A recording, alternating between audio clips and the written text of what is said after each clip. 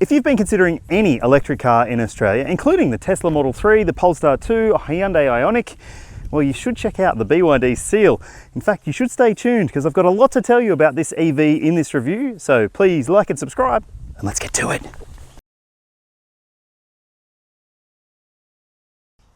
In Australia, there are three different choices when it comes to the BYD Seal range, and it starts at less than $50,000 before on-road costs for the entry-level dynamic grade. Now, that is a standard range model. You'll see the figure, the WLTP rated range for that model on your screen now. Still plenty of EV driving range for 50K, so it comes well equipped as well, including 18-inch alloy wheels. You get LED lighting all around the car, and on the inside you get a fake leather interior trim. You still get that same 15.4-inch rotating center screen with Apple CarPlay and Android Auto, which you can't get in a Tesla.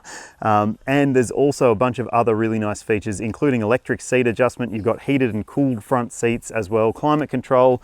So it does stack up pretty nicely, that entry-level version. But if you want a few more features and you want extra driving range, then stepping up to the premium extended range model for about $10,000 more will make a lot of sense to you.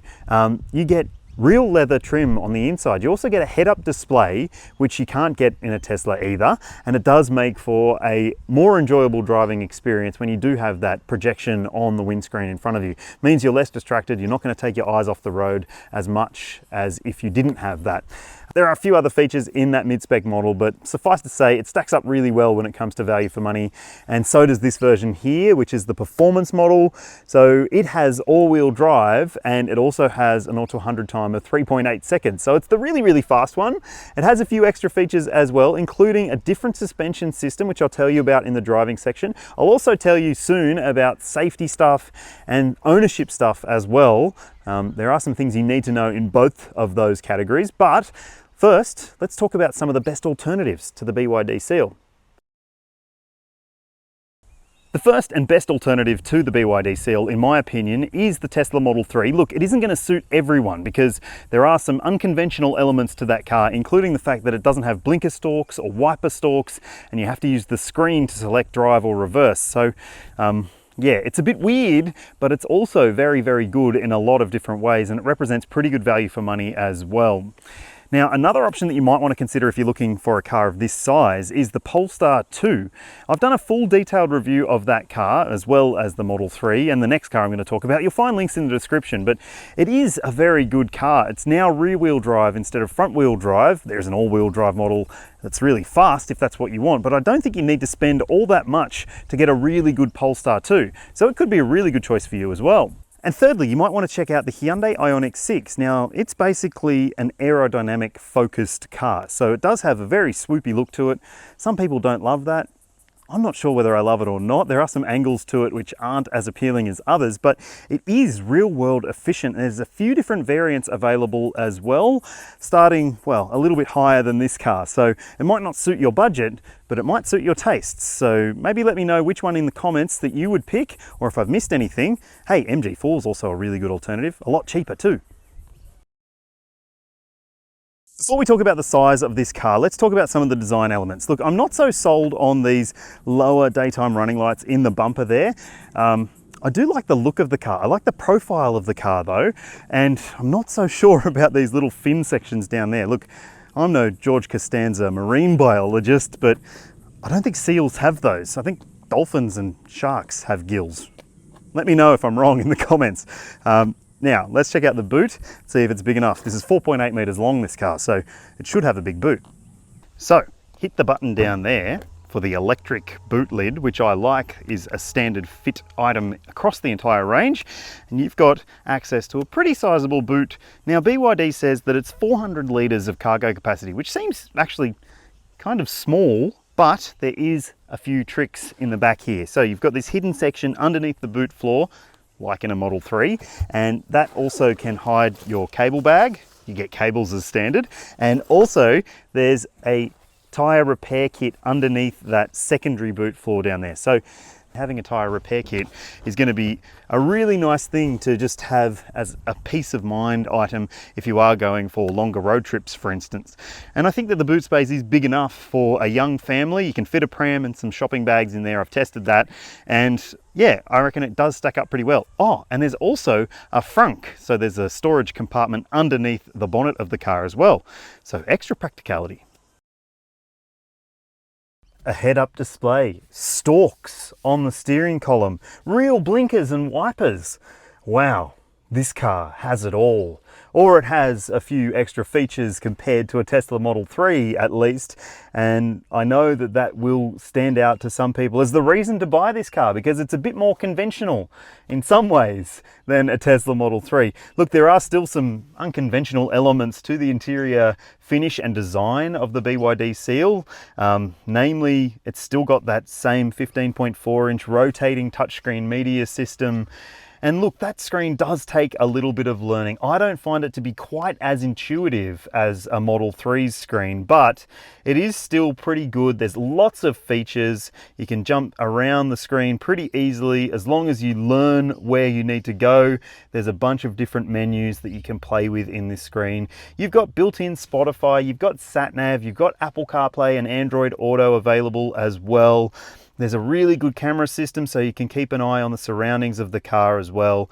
And you've also got some really easy to use controls when it comes to your air conditioning. So it's just a slider for the fan controller. You've also got buttons for which direction you want it to go. And like, I know, I usually prefer to have actual physical buttons, but you know, realistically, they aren't going to be available in this type of car. This is not the kind of brand that is going to embrace buttons to a large degree, but there are still some buttons down here. So you can still turn off or on the fan using this button here. There's also a front windscreen demister button as well. You can flick the air conditioning to auto, so that's good to have a quick button for that, but I don't tend to use auto air conditioning. Let me know if you do. There's other buttons down here as well. You've got a volume scroller, which is nice, a drive mode scroller as well, your park button. So yep, it's a park button, and there's an actual shifter. You don't have to go through the screen to muck around with shifting like you do in a Tesla. But I also like that you do have really good functionality in this cabin. You've got dual wireless phone chargers. You've got another section down here for storage. I've been plugging in my phone because I find that I like to use wired Apple CarPlay more than wireless.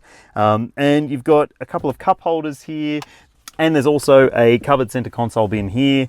In the doors, you've got bottle holders as well. Obviously, you also get this big panoramic roof, which is just a glass roof, and it's standard in all grades. So that's one thing I forgot to mention in the pricing and spec section. And the materials in here are pretty good, I have to say. These are the leather seats because this is the high grade model. They're pretty comfortable, and they've got those ventilation holes so you can get heating and cooling through the seats. You have to go through the screen to play with that. And look, I always find that a button is better than having to go through the screen to do anything, but you can say, hey BYD, turn on driver's seat ventilation. Got it. Turning on seat ventilation in the driver's seat. So there you go. You can turn on different settings using the voice control system in this car. It's relatively good. It does take a little bit of time to figure out how it wants the commands addressed to it, but thankfully you've got that. So if you are driving, you don't want to take your mind off the situation, then you can just simply turn those things on by speaking to the car. And when it comes to the interior design, I mean, look, you're either going to fall head over heels with this style of interior, or you're going to think that the Tesla is better, or maybe a Polestar even. Look, it doesn't necessarily light my fire, but I like the idea that it is a bit different to what else is out there. You've got this blue stitching that runs around the tops of the doors and onto the dashboard, and I think that it is a pretty pleasant place to sit, at least if you're the driver or the front seat passenger. So let's see what it's like as a rear seat rider. Rightio, so check out the amount of space in here. It feels like a limo in some ways. This seat is set for my driving position at 182 centimeters or 6 foot. I've got lots of leg room, lots of, well, headroom as well. more than in a Model 3, let me tell you. And look, footroom is a bit limited. That's the main thing. These EVs tend to have a slightly higher floor and the seat has to sit down a little bit lower. So toe room is never quite as good in most EVs. I've got big feet as well. So you might find that you have a bit more of a knees up sitting position than you might appreciate, but I still think that it's pretty comfortable. The seat isn't the most comfortable seat that I've sat in. It's comfortable enough though. And the amenities are pretty good back here too. So you do have some really good storage options. You've got a couple of pockets on each of the seat backs. There's a little storage tray down here as well. Directional air vents, which is nice. USB charge ports down there. And you've got a flip down armrest with cup holders too.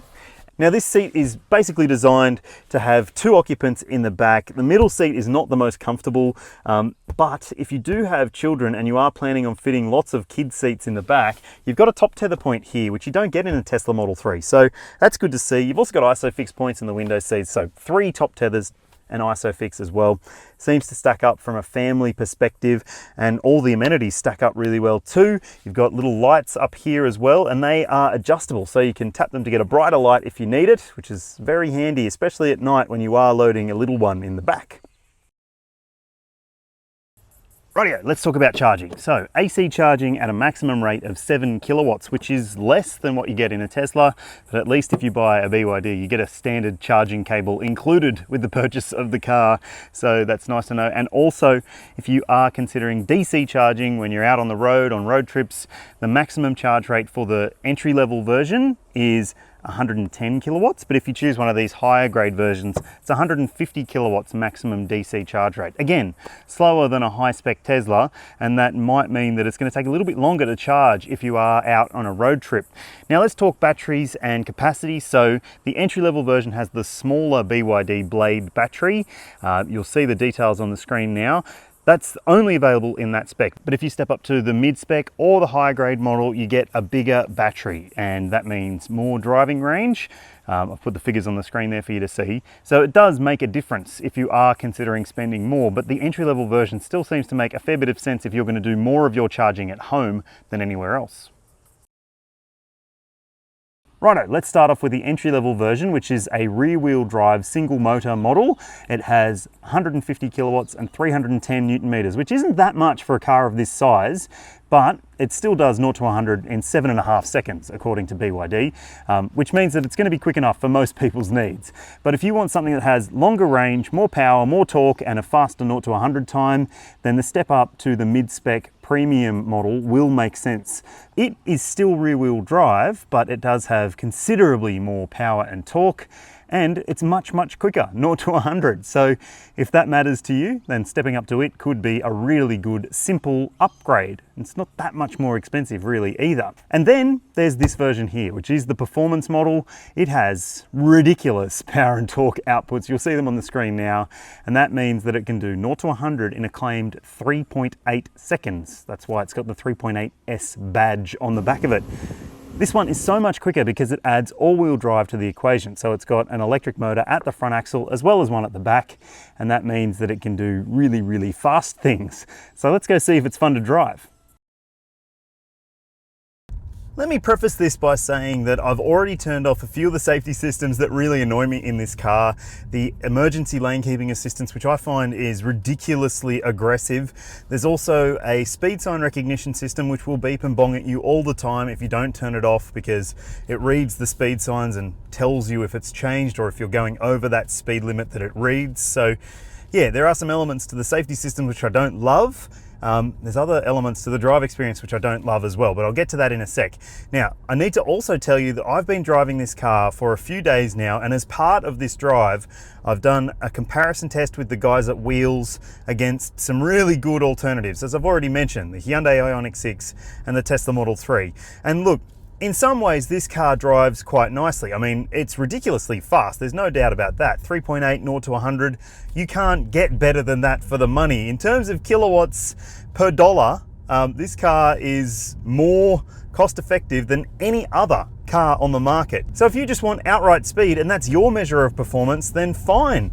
This car is going to tick the boxes for you. And look, in most situations, if you aren't driving it at 10/10ths like you might do on a comparison test with the guys at Wheels, then it's going to feel fine. But when you do drive it hard, and if you are planning to drive this car hard and really exploit the performance element of it, then you might find that it doesn't quite have the depth of capability that some other cars do. In fact, it's short in a few ways. So, admittedly, in urban driving, like I've been doing for the majority of this test, it's perfectly fine. Like, the steering's predictable enough, the ride is good enough, and you don't necessarily find those shortcomings when it comes to the balance of the car through corners or anything. It feels pretty good. The Continental tires also feel like they have good enough grip in that sort of situation.